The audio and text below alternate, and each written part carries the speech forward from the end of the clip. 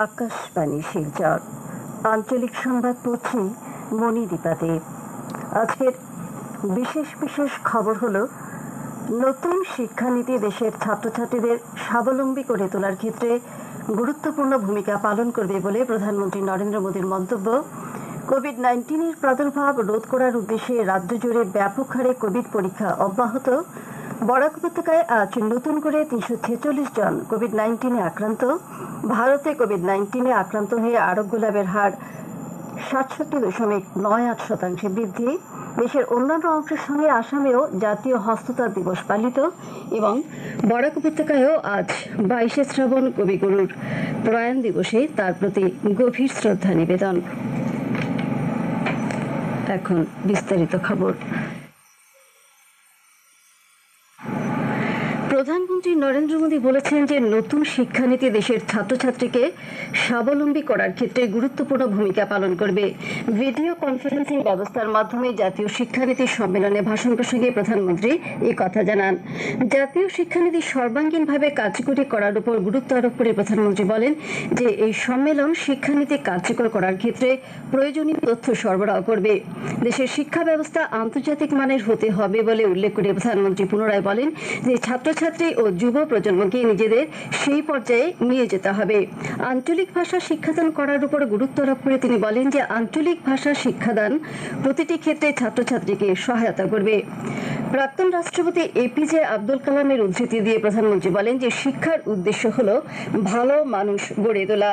এক উন্নত ভারত গড়ে তোলার জন্য দ্রুত সংস্কারের উপর গুরুত্ব দিয়ে প্রধানমন্ত্রী বলেন যে ছাত্রছাত্রীদের সমর্পণের মনোভাব নিয়ে জীবনের পথে এগিয়ে যেতে হবে। কোভিড-19 প্রাদুর্ভাব রোধ করার উদ্দেশ্যে রাজ্য জুড়ে ব্যাপক হারে কোভিড পরীক্ষা অব্যাহত রয়েছে। আরপিটিসিআর ব্যবস্থা ছাড়াও র্যাপিড অ্যান্টিজেন টেস্টের মাধ্যমে বিভিন্ন জেলায় কোভিড পরীক্ষা করা হচ্ছে। আসামে দৈনিক 50 থেকে 60 হাজার লোকের কোভিড পরীক্ষা হচ্ছে।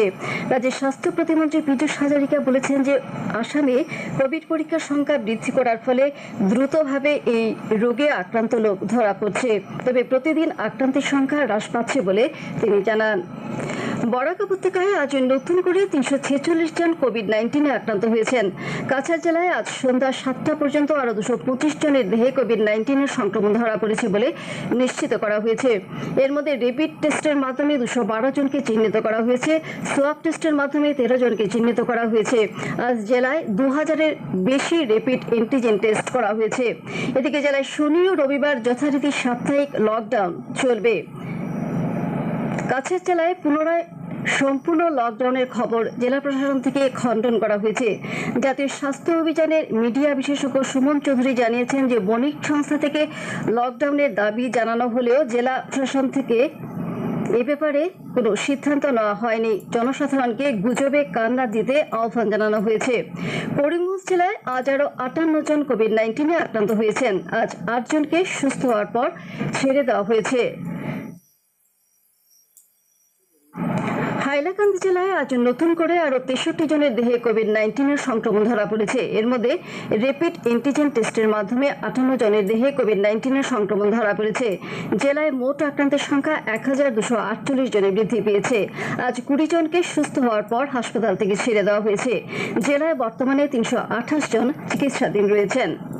কাছাড় জেলায় বর্ধিত কোভিড-19 সংক্রমণ প্রতিরোধে জনসাধারণের কোভিড টেস্ট করানোর সুবিধার জন্য শিলচরে কয়েকটি স্ক্রিনিং সেন্টার খোলা হয়েছে।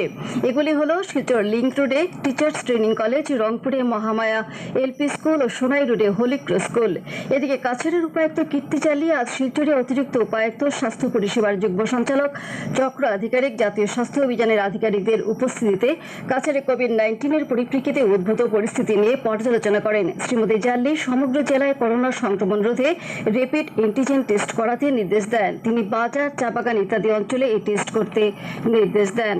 করিমগঞ্জ জেলা প্রশাসনের ব্যবস্থাপনায় করোনা ভাইরাসের সামাজিক সংক্রমণ প্রতিরোধে সমগ্র জেলায় কোভিড টেস্ট অব্যাহত রয়েছে। এর অঙ্গ হিসেবে আগামীকাল জেলার বিভিন্ন স্থানে র্যাপিড অ্যান্টিজেন টেস্ট করা হবে। আগামীকাল উত্তর করিমগঞ্জ এলাকার বারপুঞ্জি এমএসি বিস্কুট স্বাস্থ্য সাব সেন্টার এবং মদনপুর স্বাস্থ্য সাব সেন্টারে জনসাধারণের র্যাপিড অ্যান্টিজেন টেস্ট করা হবে। এছাড়া 8ই আগস্ট লঙ্গাই বাজারে, 10ই আগস্ট ফকিরা বাজারে এবং 11ই আগস্ট শনিবারই বাজারে জনসাধারণের সোয়াব সোয়াব টেস্ট করা হবে। জনসাধারণকে স্বতঃস্ফূর্তভাবে এগিয়ে এসে সোয়াব টেস্ট করাতে জেলা প্রশাসনের পক্ষ থেকে আহ্বান জানানো হয়েছে। দেশে কোভিড-19 আক্রান্ত হয়ে আরোগ্য লাভের হার 67.98% বৃদ্ধি পেয়েছে। এ পর্যন্ত মোট 13,78,105 জন করোনা আক্রান্ত রোগী সুস্থ হয়ে উঠেছেন। এদিকে কেন্দ্রীয় স্বাস্থ্য মন্ত্রণালয় সূত্রে জানানো হয়েছে যে গত 24 ঘন্টায় দেশে নতুন করে 62,538 জন কোভিড-19 আক্রান্ত হয়েছেন। এ নিয়ে মোট আক্রান্তের সংখ্যা 20,07,074 বৃদ্ধি পেয়েছে। বর্তমানে 6,07,384 জন রোগীর বিভিন্ন হাসপাতালে চিকিৎসা চলছে। গত একদিনে এই রোগে 886 জনের মৃত্যু হওয়ায় মোট মৃতের সংখ্যা হচ্ছে 41,585 এবং হার হচ্ছে 2.05%।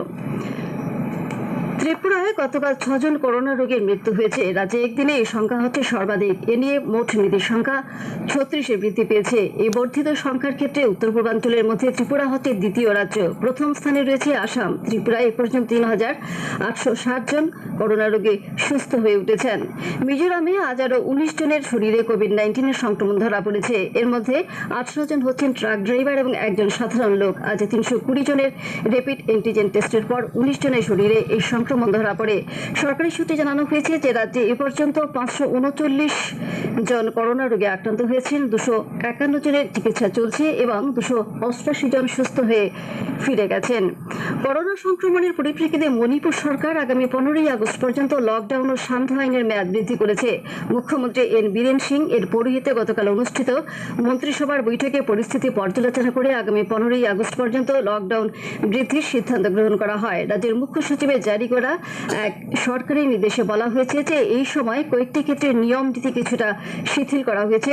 সেই অনুযায়ী নিত্য প্রয়োজনীয় সামগ্রীর দোকানগুলি রবিবার ছাড়া সপ্তাহের বাকি দিনগুলিতে সকাল 8টা থেকে দুপুর 12টা পর্যন্ত খোলা রাখার অনুমতি প্রদান করা হয়েছে। প্রধানমন্ত্রী নরেন্দ্র মোদী আগামীকাল রাষ্ট্রীয় স্বচ্ছ কেন্দ্র RSK এর উদ্বোধন করবেন। এটি স্বচ্ছ ভারত অভিযানের নানা কাজের অভিজ্ঞতার কেন্দ্র হিসেবে বিবেচিত হবে। 2017 সালে মহাত্মা গান্ধীর চম্পারণ সত্যাগ্রহের শতবর্ষ পূর্তি উদযাপন উপলক্ষে আয়োজিত এক অনুষ্ঠানে প্রধানমন্ত্রী এই কেন্দ্রটির বিষয়ে ঘোষণা করেছিলেন। স্বচ্ছ ভারত অভিযান দেশে গ্রামীণ অনাময় ব্যবস্থায় রূপান্তর করা সহ প্রায় 55 কোটি লোক শৌচাগার ব্যবহার করে প্রকাশ্যে শৌচ করা থেকে বিরত হয়েছেন।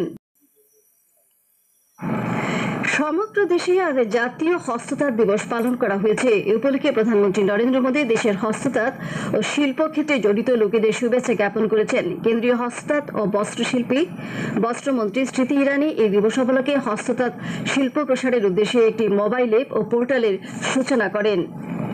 এই দিবস উপলক্ষে সমগ্র দেশের সঙ্গে আসাম তথা উত্তর পূর্বাঞ্চলেও হস্ততাঁত সম্পর্কে সচেতনতা ও এর প্রসারের জন্য বিভিন্ন কার্যসূচি গ্রহণ করা হয়। হস্ততাঁত দেশের 70% মহিলাকে কর্মসংস্থান প্রদানের মাধ্যমে তাদের আত্মনির্ভরশীল করে গড়ে তোলার ক্ষেত্রে গুরুত্বপূর্ণ ভূমিকা পালন করে আসছে।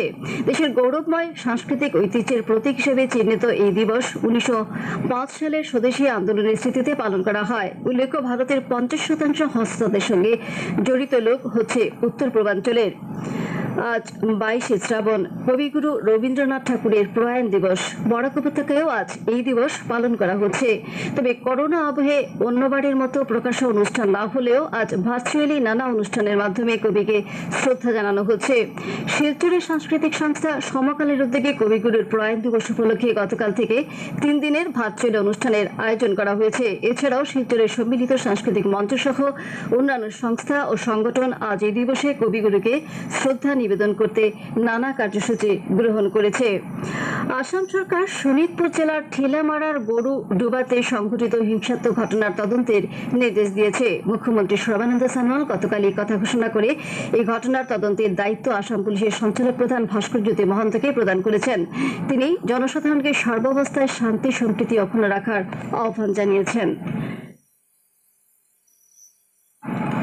কাছাড় পুলিশ সোনাই বিধানসভা কেন্দ্রের অধীন কাজীডোহর দ্বিতীয় খণ্ডের অপহৃত 5 মাসের শিশুপুত্র ধ্রুবজ্যোতি নাথের মৃতদেহ গতকাল শেষ রাতে আমজোরঘাট থেকে উদ্ধার করেছে। দুষ্কৃতকারীরা শিশুপুত্রটিকে হত্যা করে মাটি চাপা দিয়ে রেখেছিল। পুলিশের পক্ষ থেকে জানানো হয়েছে যে মুক্তিপণ নিতে আসা রাজীব চাষা নামের ব্যক্তিকে আটক করা হয়েছে। পুলিশ ধৃতকে জেরা করে শিশুর মৃতদেহের সন্ধান পায়। পুলিশ সুপার বনোয়ারিলাল মিনা জানিয়েছেন যে ঘটনার সঙ্গে জড়িত থাকার অপরাধে এখন পর্যন্ত 3 জনকে আটক করা হয়েছে। মৃতদেহ ময়নাতদন্তের পর পরিবারের হাতে তুলে দেওয়া হয়েছে। এদিকে বিধানসভার উপাধ্যক্ষ আমিনুল হক লস্কর সম্পূর্ণ ঘটনাকে ফাস্ট ট্র্যাক পর্যায়ে বিচার করে দোষীদের উপযুক্ত শাস্তির দাবি জানিয়েছেন। এছাড়াও সারা ভারত মহিলা সাংস্কৃতিক সংগঠন এআইডিএসও, ডিওয়াইও এবং কমসমুলের পক্ষ থেকে কাজিটহরের শিশু অপহরণ এবং হত্যার সঙ্গে যুক্ত দুষ্কৃতকারীদের দৃষ্টান্তমূলক শাস্তির দাবি জানানো হয়েছে। শিলচর শহরের মালোগ্রাম পুলিশ ফাঁড়ির আওতাধীন অঞ্চলে নতুন করে কোনো অপ্রীতিকর ঘটনা সংঘটিত না হওয়ায় কাছাড় জেলা প্রশাসন আজ সকাল 6টা থেকে কারফিউ প্রত্যাহার করে নিয়েছে। আজ এই বিষয়ে এক নির্দেশ জারি করে জেলা ম্যাজিস্ট্রেট কীর্তিচালী বলেন যে মালোগ্রাম অঞ্চলে গতকাল দুপুর 12টা থেকে 5টা পর্যন্ত কারফিউ শিথিল করার সময় কোনো অপ্রীতিকর ঘটনার খবর না থাকায় এই সিদ্ধান্ত নেওয়া হয়েছে। উল্লেখ্য, গত রবিবার সন্ধ্যার পর দুপক্ষের মধ্যে পাথর ছোড়ার পর মালোগ্রাম পুলিশ ফাঁড়ির আওতাধীন ঘনিয়ালা ও সংলগ্ন এলাকায় প্রশাসনের পক্ষ থেকে কারফিউ জারি করা হয়েছিল। শেষ করার আগে খবরের বিশেষ অংশগুলো আবার পড়ছি। নতুন শিক্ষানীতি দেশের ছাত্রছাত্রীদের স্বাবলম্বী করে তোলার ক্ষেত্রে গুরুত্বপূর্ণ ভূমিকা পালন করবে বলে প্রধানমন্ত্রী নরেন্দ্র মোদীর মন্তব্য। কোভিড-19 প্রাদুর্ভাব রোধ করার উদ্দেশ্যে রাজ্য জুড়ে ব্যাপক হারে কোভিড পরীক্ষা অব্যাহত। বরাক উপত্যকায় আজ নতুন করে 346 জন কোভিড-19 আক্রান্ত। ভারতে কোভিড-19 আক্রান্ত হয়ে আরোগ্য লাভের হার 67.98% বৃদ্ধি। দেশের অন্যান্য অংশের সঙ্গে আসামেও জাতীয় হস্ততাঁত দিবস পালিত এবং বরাক উপত্যকায়ও আজ 22শে শ্রাবণ কবিগুরুর প্রয়াণ দিবসে তাঁর প্রতি গভীর শ্রদ্ধা নিবেদন। আঞ্চলিক সংবাদ আজকের মতো শেষ হলো। আমাদের পরবর্তী সংবাদ আগামীকাল সকাল 7টা 35 মিনিটে।